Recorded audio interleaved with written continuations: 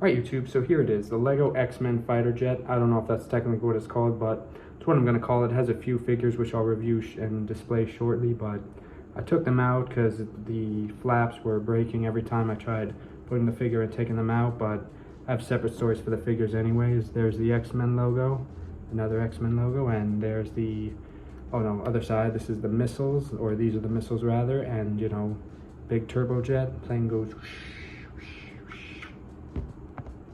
So from this view, I took the red flap off so I could get a better view. There's Magneto in the camera screen. There are the little missiles and levers and controls. And let me take this one. As you can see, more or less the same thing, but these are the back seats where Cyclops likes to sit. And this is the box, which I may or may not keep. It's a cool box and sort of serves as a reminder that sometimes I like keeping Lego sets in boxes for the display, but best of both worlds when I build it and can have a box to display. So I'll just run it by the camera one more time, and now I'll display the figures and talk about the Jones Beach X-Men movie pitch. So for the first figure we have Wolverine, and I brought him down with the white eyes because it looks cooler than his generic face, and there he's got the mutton chop beard, and of course his sharp claws and his comic outfit, which I think is super cool. Glad we've finally seen it on the big screen, even if it's that only that one time. But for the Jones Beach X-Men movie pitch, I'd want to keep Wolverine a little bit shorter because, you know, I think it's cool him being like small because or short rather, because he's able to also be very strong and take on enemies so much bigger than him. I just think that's a brilliant concept, and I don't know, I think Wolverine being like tall as Batman is kind of, I don't know, not really who Wolverine is, but you know, it is what it is. You know, this is the Jones Beach movie Wolverine pitch, so Wolverine can be what I want, which is the way I describe him. So next up we have Magneto. I like this outfit. I have seen X-Men First Class as well as a small handful of X-Men clips, but honestly I think I like this costume a little more than Michael Fassbender's. Not that I didn't like his, but I think this just looks a little more minimalist because, you know, it definitely looks more minimalist, but I like the minimal effect of a Magneto costume because at least the impression I get is sort of his superpowers kind of speak for themselves, and I think him having like, you know, a just plain costume kind of, you know, emphasizes more on his magnetic powers, which I gave him there. This is the magnetic energy field, and I presume when he takes on the fighter jet that his magnetic abilities will pull the jet apart, and that'll leave the X-Men protagonists in a pickle.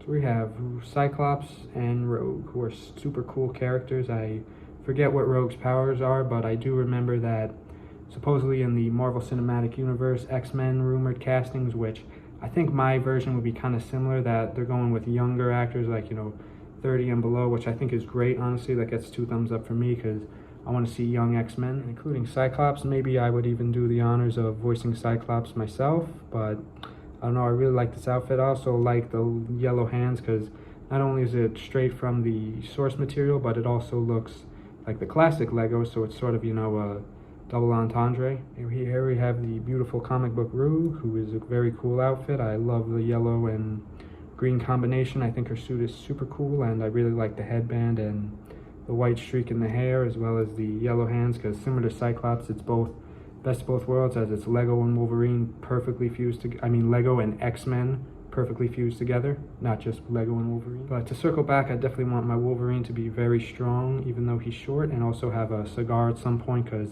you know, that's a cool aesthetic and works perfectly for Wolverine, and it's got the sharp claws. So I think in the start of this movie, Wolverine will sort of be kind of a villain for a very short period of time, where he's similar to, okay, I'll circle back, and it's kind of similar to the Arrow series where John Diggle was Oliver's Green Arrow's bodyguard, and then later he, you know, gets out of that role because Oliver recruits him shortly after, and he's, you know, on the fence and doesn't want to help Oliver, but then he does, so he's sort of a short-lived security guard in the movie, and then, or in the series rather, and then he's on the hero side. So point is, I don't want Wolverine's villain arc in this series to drag on too much, but I do want there to be some pretty intense fighting scenes with Wolverine where he's taking on massive bears, massive apes, you know, whatever, massive animals that are much bigger than him but show off his strength and his ferocity and training. And Magneto, I know he's got a cool origin story, and, you know, he's an interesting character, so we'll definitely keep that. But